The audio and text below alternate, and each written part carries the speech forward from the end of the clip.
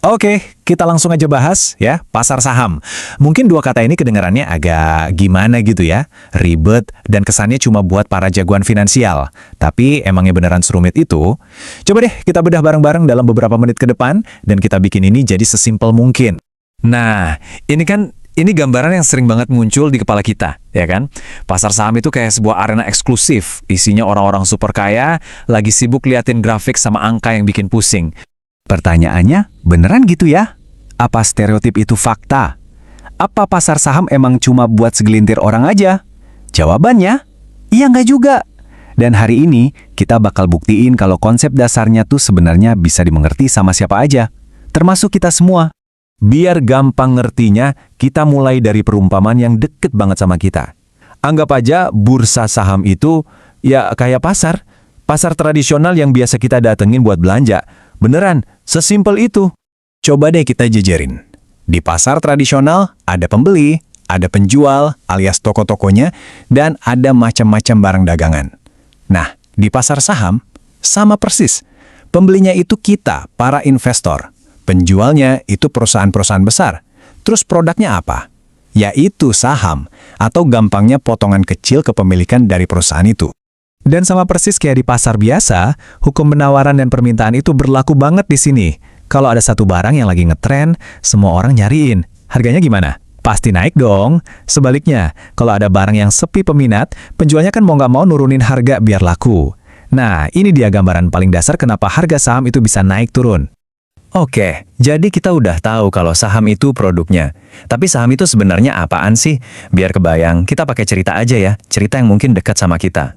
Bayangin deh ada abang bakso langganan kita, usahanya laku keras. Wih, sukses besar, cabangnya jadi di mana-mana. Terus dia pengen bisnisnya lebih gede lagi nih, tapi butuh modal yang nggak sedikit. Nah, salah satu caranya adalah dengan go public atau IPO.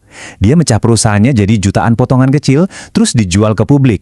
Siapapun yang beli potongan itu secara sah jadi salah satu pemilik bisnis bakso tadi. Keren kan? Jadi intinya tuh di sini. Saham itu adalah bukti. Bukti sahih kalau Anda adalah salah satu pemilik dari sebuah perusahaan. Nggak peduli sekecil apapun bagiannya. Jadi ini bukan cuma sekedar angka di layar, tapi beneran bukti kepemilikan yang nyata. Oke, pertanyaan berikutnya yang paling penting. Kalau kita udah jadi pemilik, terus ngapain? Tujuannya apa? Ya jelas buat dapat untung dong. Nah sekarang gimana caranya? Sebenarnya, secara garis besar ada dua cara utama buat investor bisa dapat cuan dari saham yang mereka punya. Cara pertama, ini yang paling umum, namanya capital gain. Gampangnya gini, beli murah, jual mahal. Kamu beli saham pas harganya lagi di bawah, terus kamu jual lagi pas harganya udah naik. Nah, selisihnya itu keuntungan kamu. Simple. Cara kedua itu dividen. Ingat perusahaan bakso tadi? Nah, kalau di akhir tahun mereka untung gede, mereka bisa aja mutusin buat bagi-bagi sebagian keuntungan itu ke semua pemiliknya, termasuk Anda. Inilah yang namanya dividen, semacam bonus langsung karena Anda udah jadi bagian dari pemilik perusahaan itu. Tapi kan semua ini tergantung banget sama harga sahamnya ya. Bisa naik, bisa turun.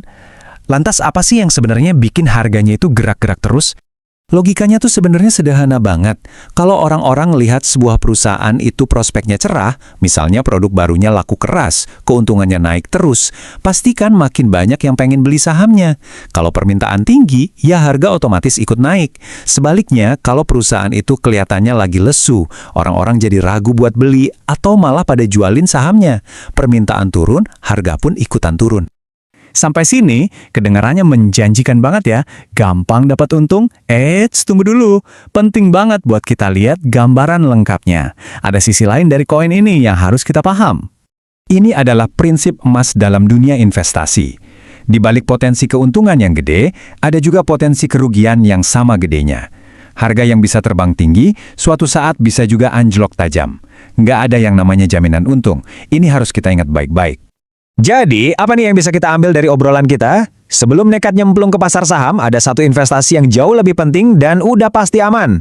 Seperti kata seorang investor legendaris, investasi terbaik yang pertama kali harus kamu lakukan adalah ke diri sendiri. Pelajari dulu ilmunya, pahami dulu cara mainnya, karena pada akhirnya pengetahuan itulah modal yang bakal ngasih keuntungan paling pasti dan paling besar.